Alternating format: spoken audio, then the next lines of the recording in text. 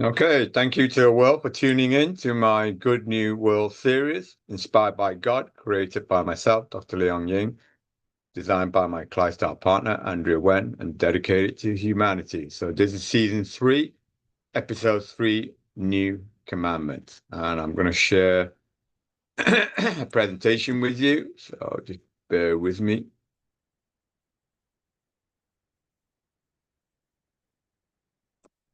And as usual, this presentation is my monthly uh, creation for our Call to Friendship Association, which is associated with Milana Supreme Foundation, based in Istanbul, Turkey. And Andrea, myself, and Linda are member number 5, December 2025 presentation, which is entitled New Commandments. Specifically, the new commandments from the 10 commandments that we created through our collective global organization. And this episode is focused specifically on the second commandment. We shall allow without dissent for religious worshippers believing in love before hate and freedom before slavery. And as usual, I've taken an excerpt from the knowledge book. This one is entitled Love Gains Power in Accordance with the Potentials of Frequency. And for those that have read the knowledge book, it is in Classical 12, a section called Love, and for the English version, it is on page 174. So the second commandment, a declaration of fundamental principles that unite us in our shared humanity and collective aspiration for a better world.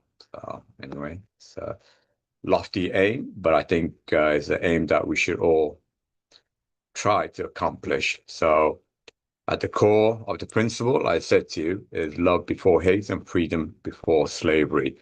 I think that is self-explanatory. I don't think I need to go into too much detail for the good folks, of course, why those two statements are so important. In fact, these are principles that form the bedrock of our collective commitment to a more just and compassionate society. So the power of love over hate, well, I said to you, I don't think I need to go into too much detail why that's so important, but just to a few bullet points. It fosters understanding across differences, builds communities rooted in mutual respect, creates spaces where all can thrive, and breaks cycles of violence and retribution. Again, I don't think I need to educate anyone why that's important. Although people say, well, we were still in a world where we have much conflict and much hatred. Well, that's the problem. This seems like a very, very simple statement indeed, but to enforce it seems ridiculously hard. But whether it's hard or not, that's something that we should try to implement in humanity, because, like I say, hate will only lead to final extinction, and love will eventually lead to a greater evolution.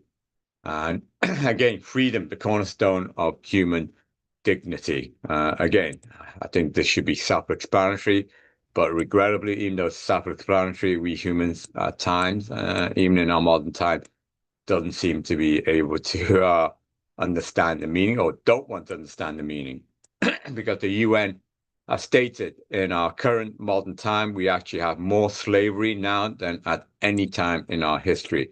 So that is a sad, sad indictment of us that, that we cannot understand why freedom before slavery, easy, simple statement to understand and to believe in, but yet so difficult to accomplish even in our modern time, regrettably. So the unity through shared belief. So I'm just going to read these out. Religious worshippers, those who find spiritual meaning in these principles through faith traditions. Philosophical seekers, those who embrace these values through reason and ethical reflection. Global citizens, those who recognize our interconnected humanity across all boundaries. And those that know my Clydesdale partner, Andrea Wen, know that she created the One Humanity, One World, which is this global social movement, which is obviously focused on anti-racism and education to educate humanity of these important principles and dogma that we should adhere to. But again, regrettably, even though these are very, very simple statements, sadly, seems very, very difficult to implement. But we should not give up hope. Ultimately, we must accomplish all these simple statements. And, so obviously the moral practitioners, those who live these principles through daily action and choices, and hopefully in the future, all of humanity will live within these moral principles. All right. So without dissent, commitment to acceptance. What does this mean? Well, it means respecting different spiritual and philosophical paths. Yeah, we can agree to disagree. And I said to you, even in, like I said, US, we are very fractured now in our political world, even more so. But end of the day, we must bring harmony if we're going to basically, unite towards a better goal. So even though we're fractured now, we need to come together and work together. Even like I said to you, we're on different divide of the political, social, whatever divide we're in. We really need to see ourselves reflected as just one human race. That's absolutely important for us to live. So living the commandment, daily practice, choose love in our interaction, defend freedom in our communities, and model these values in every action. Again, simple statement, but a statement that we regrettably seem to lose in our blindness, and something that we really, really need to wake up to be honest with you. Easy said than done, but hey.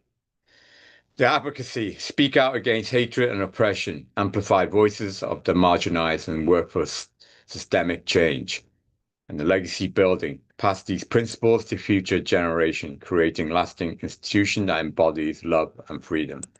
So even though regrettably we don't seem to, like I said, implement the simple statement, love before hate, freedom before slavery, hoping the new generation, through education, through those that can set good and great examples, will follow these simple principles. So again, love before hate, freedom before slavery.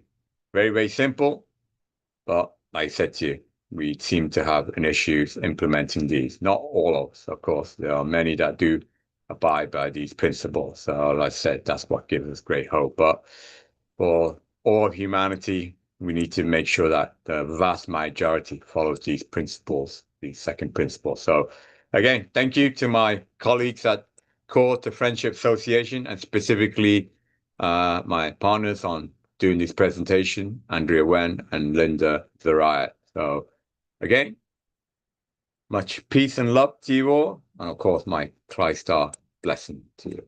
So God bless. Thank you.